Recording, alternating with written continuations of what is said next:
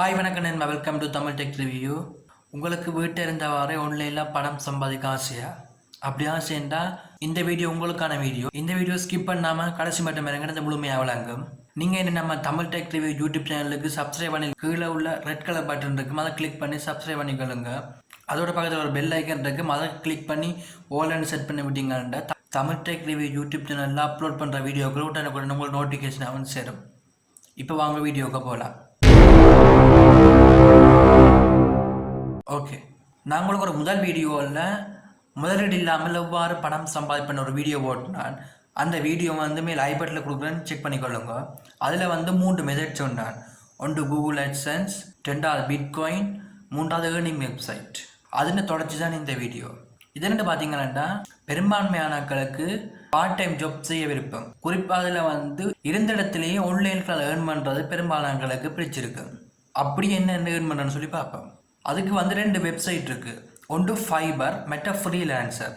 அதை விட இன்னும் எவ்வளோ வெப்சைட் இருக்குது. ஆனால் நம்பத்தன்மையானு பார்த்தீங்கன்னா 2 ட்ரெண்டு தான் இருக்குது. இதில் எப்படி ஏர்ன் பண்ணுறேன்ட்டா, நீங்கள் முதல்ல அந்த வெப்சைட்டு போகணும். அந்த வெப்சைட்டு போய் அதில் லாக்இன் பண்ணிவிட்டு உங்களுக்கு என்ன வருமோ, அதாவது உங்களுக்கு என்ன ஸ்கில் இருக்கோ அந்த ஸ்கில்லுக்கு ஏற்ற மாதிரி ஜாப்களை நீங்கள் செலக்ட் பண்ணி கொள்ளலாம். இப்போ உதாரணமாக ஒருத்தருக்கு வந்து லோகோ டிசைன் பண்ணுவார், மற்றவர் வந்து வெப் டெவலப்மெண்ட் செய்வார். அப்படி என்னென்ன ஸ்கில் இருக்கோ அந்த ஸ்கில்லுக்கு ஏற்ற மாதிரி நீங்கள் ஜாப்பை ஃபைன் பண்ணி கொள்ளலாம். இது வந்து நீங்கள் ஒரு ப்ரொஃபஷனல் ஒரு வேலை செய்து கொண்டு இதை நீங்கள் பார்ட் டைம் ஜாப்பாக செய்து கொண்டு போகலாம். இப்போ பார்த்தீங்கன்னா பெரும்பான்மையான ஆட்கள் வந்து ப்ரொஃபஷனலாகவே இந்த ஃப்ரீலான்சரை ஒர்க் பண்ணிடணும். இப்போ நாங்கள் அதை பார்ப்போம் என்ன மாதிரின்ட்டு. freelance.com சொல்லி ஒரு வெப்சைட் இருக்குது. அந்த வெப்சைட் லிங்க் வந்து கீழே டிஸ்கிரிப்ஷன் இருக்குது, தேவையான எடுத்து பார்த்து கொள்ளுங்க. நாங்கள் போய் அந்த வெப்சைட்டு போவோம்.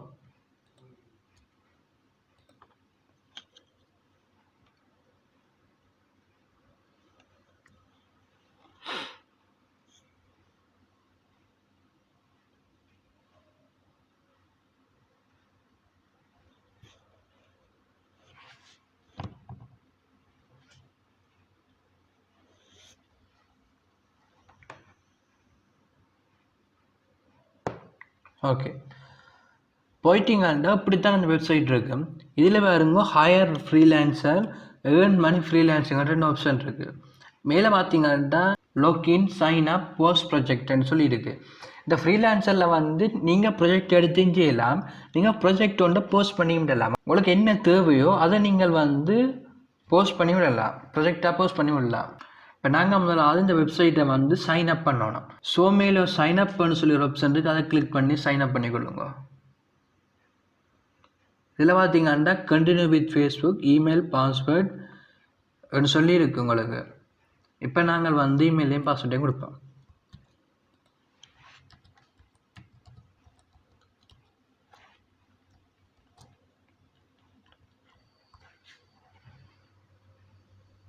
I agree to freelancer. இதில் பார்த்தீங்கன்னா கீழே வந்து சஜஸ்ட் பண்ணுறான் உங்களுக்கு யூசர் நேம். இது மூலமாக கொடுத்துக்கொள்ளலாம், இல்லை உங்களுக்கு பிடிச்ச யூசர் நேம் உங்களுக்கு கொடுத்துக்கொள்ளலாம். ஆனால் யூசர் நேம் கொடுக்க பார்த்தீங்கன்னா ஒரு மிகச்சிறந்த யூசர் நேம், அதாவது வந்து ப்ரொஜெக்ட் போஸ்ட் பண்ண போகிற உங்களோட யூசர் நேம் தான் ஐடென்டிஃபை பண்ணுவார். ஸோ உங்களோட நேம் வந்து யூசர் நேம் வைக்கிறதுன்னு இல்லை.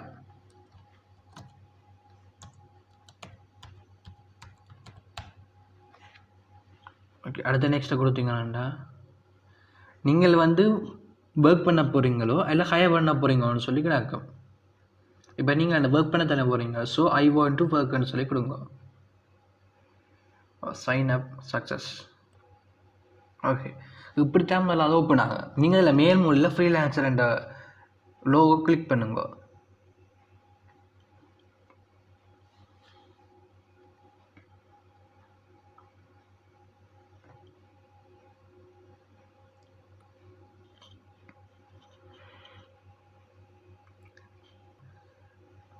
உங்களுக்கு வந்து டேஷ்போர்டுன்னு சொல்லி ஒரு ஓப்பன் ஆகும்.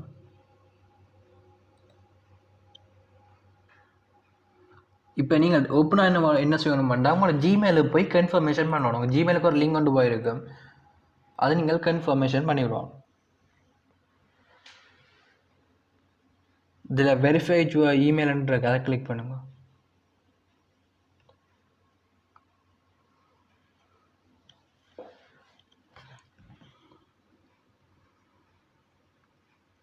கிளிக் பண்ணிட்டீங்கன்னா உங்களோட இது வந்து வெரிஃபை ஆகிடும்.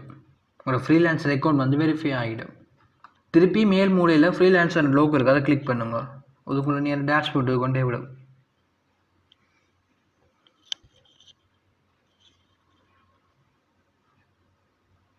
இப்போ பார்த்தீங்கன்னா இதில் வந்து ப்ரௌஸ் மை ப்ரொஜெக்ட் மெசேஜ் அப்டேட்ஸ்னு சொல்லி வருது. இதில் பார்த்தீங்கன்னா ப்ரௌஸ்னா நீங்கள் ப்ரொஜெக்டை ப்ரௌஸ் பண்ணணும். அடுத்த ப்ரொஜெக்ட் மை ப்ரொஜெக்ட் என்னென்னு பார்த்தீங்கன்னா நீங்கள் கரண்டாக அதை ப்ரொஜெக்ட் செய்து வந்தீங்கன்னா அது வந்து மை ப்ரொஜெக்ட்டுக்கு வந்து நிற்கும். அடுத்த மெசேஜஸ் என்னன்னா நீங்கள் உங்களுக்கு யார் ப்ரொஜெக்ட் தந்தாரோ அவருக்கும் இடையிலான கலந்துரையால் வந்து மெசேஜில் நீங்கள் செய்து விடலாம். பட் அப்டேட் இப்போ நீங்கள் வந்து ப்ரொஜெக்ட் ஒன்று எடுத்தீங்கன்னா அந்த ப்ரொஜெக்டில் எந்த லெவலில் இப்போ நீங்கள் நிற்கிறீங்க இந்த நேரத்துலன்னு சொல்லி நீங்கள் அப்டேட் பண்ணி விடணும். இப்போ நாங்கள் ப்ரௌசரை கிளிக் பண்ணுவோம். இதில் பாருங்க கண்டெஸ்ட் சொல்லி ஆப்ஷன் இருக்குது, அதை கிளிக் பண்ணி போங்க.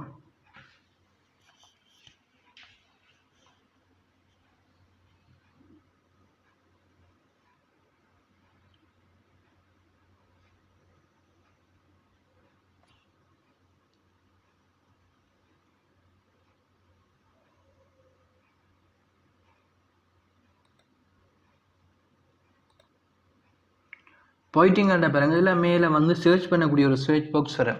அதில் இப்போ நான் லோகோ டிசைன்னு சொல்லி அடிக்கிறேன். பார்த்தீங்கன்னா கிரியேட் லோகோ $175, லோகோ டிசைன் $50 சொல்லி ஒவ்வொரு வேல்யூலேயுமே ஒரு ப்ரொஜெக்ட் இருக்குது. இதில் நீங்கள் வந்து பிட் பண்ணியிருக்க வேண்டியது கூட வேலை. அதுக்கடுத்த பாருங்க மேல் மூலையில் வந்து உங்களோட நீங்கள் கொடுத்த யூசர் ஐடி நேமோட வந்து இதில் எவ்வளோ ஏர்னிங் வந்து நீங்கள் செய்திருக்கிறீங்க.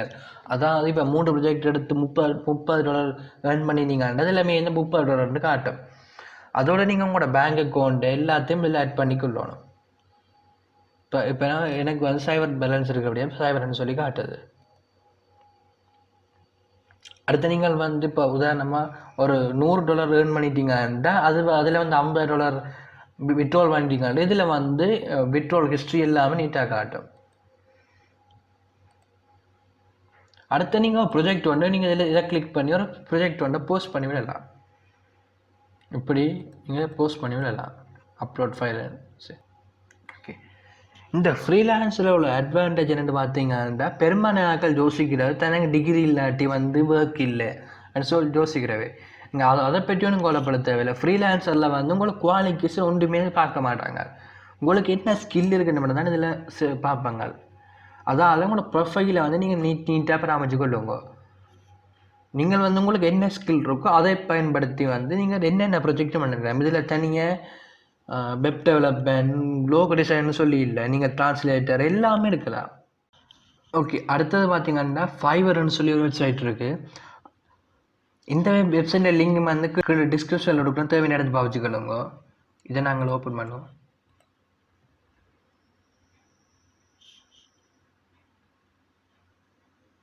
இதுக்கும் ஃப்ரீலான்சரும் பார்த்தீங்கன்னா உண்டு தான். அதாவது இதுக்கும் வந்து ஃப்ரீலான்சரும் ஒரே மாதிரி தான்.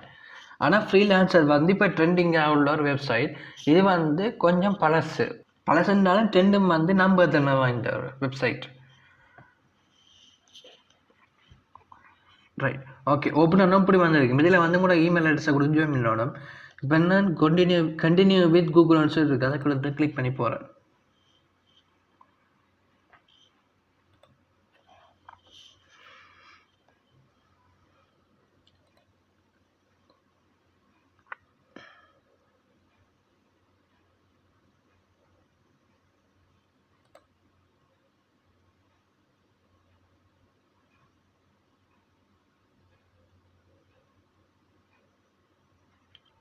இந்த மேல் மூலையில் உள்ள அந்த டீயை கிளிக் பண்ணி இதில் டேஷ்போர்ட் இருக்குது. அந்த டேஷ்போர்ட்டுக்கு போய் வந்து உங்களோட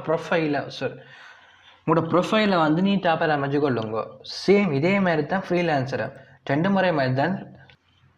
அதுக்கடுத்து பாருங்க, இதில் ஃபைன் சர்ச்ன்ற ஆப்ஷன் இருக்குது. அதில் வந்து நீங்கள் சர்ச் பண்ணி ப்ரொஜெக்டை வந்து ஃபைன் பண்ணி கொள்ளலாம். இப்போ நான் இதுலேயும் லோகோ டிசைன் சும்மா சர்ச் பண்ணி காட்டுறேன் பாருங்க.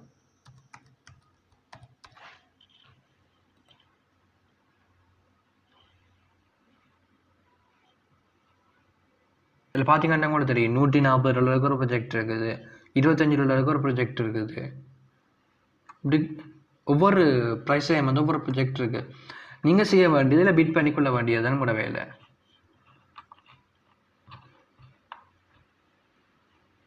ஓகே, இவ்வளோதான். ஓகே, இப்போ உங்களை விளங்கி இருக்குமான்னு நினைக்கிறேன் என்ன மாதிரி கிரியேட் பண்ணுறேன்னு சொல்லி. அடுத்த பார்த்தீங்கன்னா குறைஞ்ச காலத்துலேயே எப்படி ஃப்ரீலான்சரில் அதிகமாக ஏர்ன் பண்ணுறேன்னு சொல்லி பார்ப்போம். முதல்ல பார்த்தீங்கன்னா கூட ரேட்டிங்.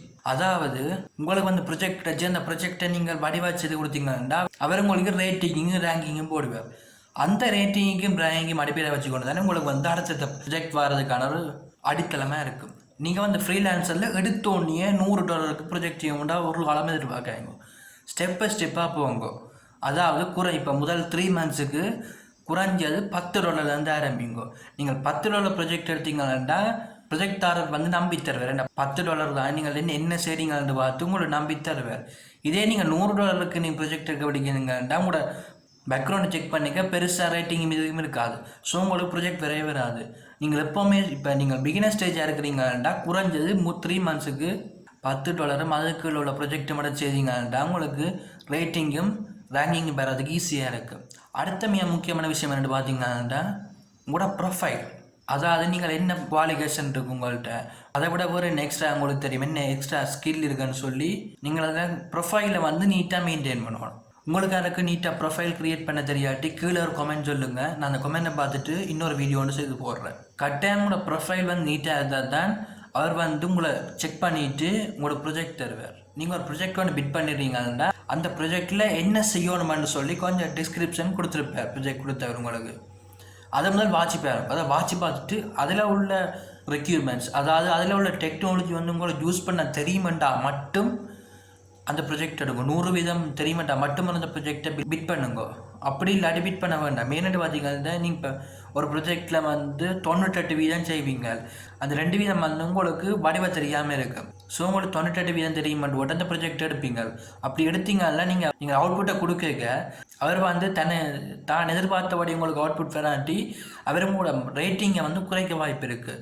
ஸோ இதால் வந்து உங்களுக்கு அடுத்தடுத்த வார ப்ரொஜெக்டுகள் வந்து பாதிப்பாக இருக்குது. எப்போவுமே ஒரு ப்ரொஜெக்ட் எடுக்க அதில் உள்ள டிஸ்கிரிப்ஷனை வச்சு உங்களால் அந்த 100% அந்த டெக்னாலஜியை பயன்படுத்த முடியுமா என்று ஐடென்டிஃபை பண்ணிட்டு தான் அந்த ப்ரொஜெக்ட் எடுக்கிறது இல்லை.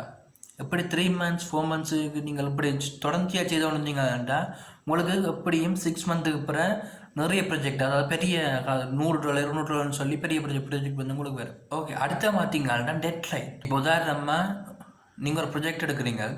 அந்த ப்ரொஜெக்ட்டுக்கு 1 வீக் வந்து டெட்லைன் ப்ரொஜெக்ட் தரவர் உங்களுக்கு. நீங்கள் வந்து அந்த 1 வீக்குக்குள்ளே குயிக்காக செய்து முடித்து சப்மிட் பண்ணிட்டீங்கன்னா அவர் உங்களுக்கு அதை பார்த்துட்டு ரேட்டிங்கை கூட போட வாய்ப்பு இருக்குது. ஸோ எப்போவுமே வந்து நீங்கள் பிகினர் ஸ்டேஜாக இருந்தீங்கன்னா இந்த சொன்ன டெட்லைனுக்கு முதல் முடித்து சப்மிட் பண்ணிங்கன்னா உங்களுக்கு அவர் ரேட்டிங் கூட போட பிற்காலத்தில் வந்து அதிகமான ப்ரொஜெக்ட் வர வாய்ப்பு இருக்குது. ஸோ டெட்லைனுக்கு முதல் செய்ய பாருங்க எப்போவுமே. அடுத்த ரெண்டு பார்த்தீங்கன்னா டீம் ஒர்க். ஃப்ரீலான்சரில் பார்த்தீங்கன்னா பெரும்பான்மையானாக்கள் வந்து டீம் ஒர்க்கை தான் செய்வினோம். இண்டிவிஜுவலும் இருந்தாலும் பெரும்பாலானாக்கள் வந்து டீம் ஒர்க். ப்ரொஜெக்ட் ஆரவர்கள் வந்து பெரும்பாலும் டீம் ஒர்க்கை தான் விரும்ப வேண்டும். ஏனென்றால் அவுட்புட் வந்து குயிக்காக வரும். அதோட வந்து ஒரு இண்டிவிஜுவலாக செய்தால் அவைட் ஐடியா மாதிரி தான் ப்ரொஜெக்ட் வந்து அவுட்புட் வரும். ஆனால் டீமாக செய்ய பார்த்தீங்கன்னா நிறைய பேர் ஐடியா வந்ததுக்கு கலந்து மிகச்சிறந்த ஒரு அவுட்புட் வந்து கிடைக்கும். ஸோ எப்போவுமே ப்ரொஜெக்ட் தரைக்க அவர் வந்து டீமாக உள்ள ஆக்கள் தான் தர விரும்பி வேணும். நீங்கள் ஒரு சக்ஸஸ்ஃபுல்லாக நான் ஃப்ரீலான்ஸாக ஒர்க் பண்ணணும் நினச்சிங்கன்னா எப்போவுமே உங்களுக்கு ஒரு டீம் மட்டும் வச்சுக்கோங்க. அதுக்கு வந்து 10-15 பேருன்னு சொல்லி வச்சுருக்காங்க. கடைசி 3-4 பேருன்னு சொல்லி உங்கள் ஃப்ரெண்ட்ஸ் யாருமே இருந்தால் அவையில் வந்து நீங்கள் டீமாக செட் பண்ணிக்கொள்ளுங்க. இண்டிவிஜுவலாக செய்யலாம், ஒரு பிரச்சனையும் இல்லை. ஆனால் இண்டிவிஜுவலோட பிடிக்க வந்து டீம் ஒர்க்காக செய்தீங்கன்னா உங்களோட ரேட்டிங் ரேங்கிங் எல்லாம் கூட வாய்ப்பு இருக்குது. ஸோ உங்களுக்கு ஒரு மிகச்சிறந்த டீமை வந்து தெரிவு செய்து கொள்ளுங்க. உங்களுக்கு இந்த வீடியோ பிடிச்சா லைக் பண்ணுங்கள், ஷேர் பண்ணுங்கள். மறக்காமல் தமிழ் டெக் ரிவ்யூக்கு சப்ஸ்கிரைப் பண்ணுங்கள். எதுவும் டவுட் இருந்தால் கீழே கமெண்ட்டில் சொல்லுங்கள். தேங்க்யூ நண்பா.